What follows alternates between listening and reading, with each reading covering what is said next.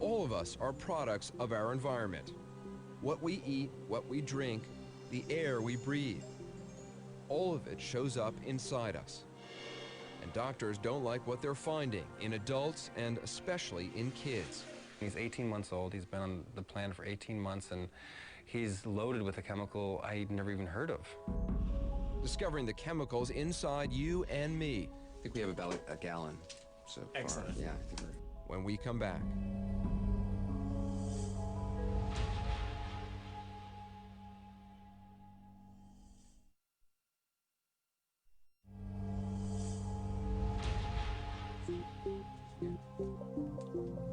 I don't like going to the doctor, so this is no fun.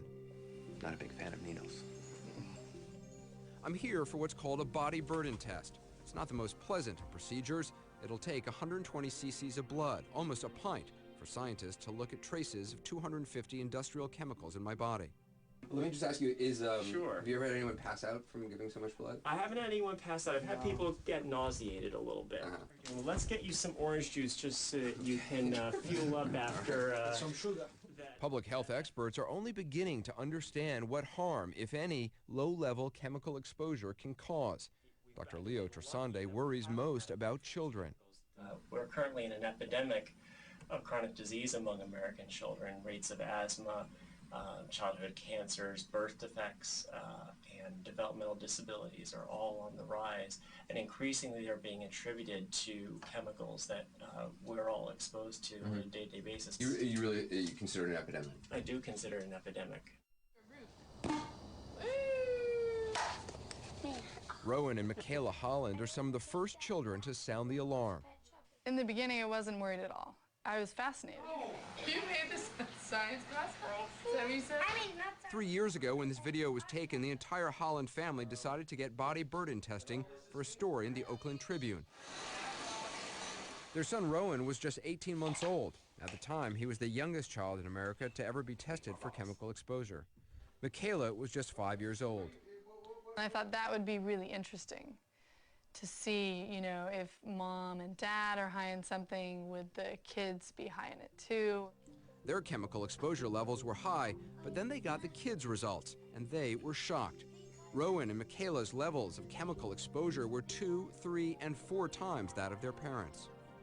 For phthalates, also called plasticizers, found in plastic bottles, personal care products, and medical devices. For PCBs, they were used in electrical insulators in refrigerators and microwave ovens and banned in the late 1970s. But one number stood out, Rowan's level of PBDEs, a class of flame retardants found in everything from foam cushions to rugs to mattresses to casings of electronics. They were nearly 7 times the levels of his mom and dad. He has 2 to 3, or at the time of testing, had 2 to 3 times the level of flame retardant in his body that's been found to cause thyroid dysfunction in lab rats. PBDEs are neurotoxins. They throw off normal brain function in lab animals. So could they be doing the same to children or adults? The answer is we don't know.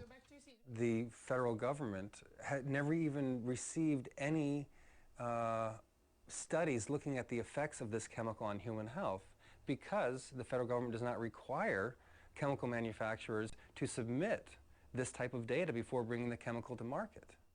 You heard right. The Environmental Protection Agency, which is responsible for chemical regulation, doesn't require manufacturers to test for the effects of new chemicals on human health before getting approved. What's more, the approval process can take as little as 90 days. Compare that to the years it can take for pharmaceutical companies to get new drugs approved. The EPA declined to do an interview with us, but told us in an email, quote, if during the new chemical review process, EPA determines that it may have concerns regarding risk or exposure, the EPA has the authority to require additional testing. But of the 1,500 new chemicals submitted each year, their records show that only happens 10% of the time. Back at New York's Mount Sinai Medical Center, it's taken 2 months, but I'm finally about to learn the results of my body burden test from Dr. Leo Trasande. So, how are the results? Well, as you recall, a couple months back we drew quite a lot of blood and... I'm nervous here. Well... Yeah, you're not reassuring me. We tested you for 246 synthetic chemicals, and you tested positive for more than 100. Wow.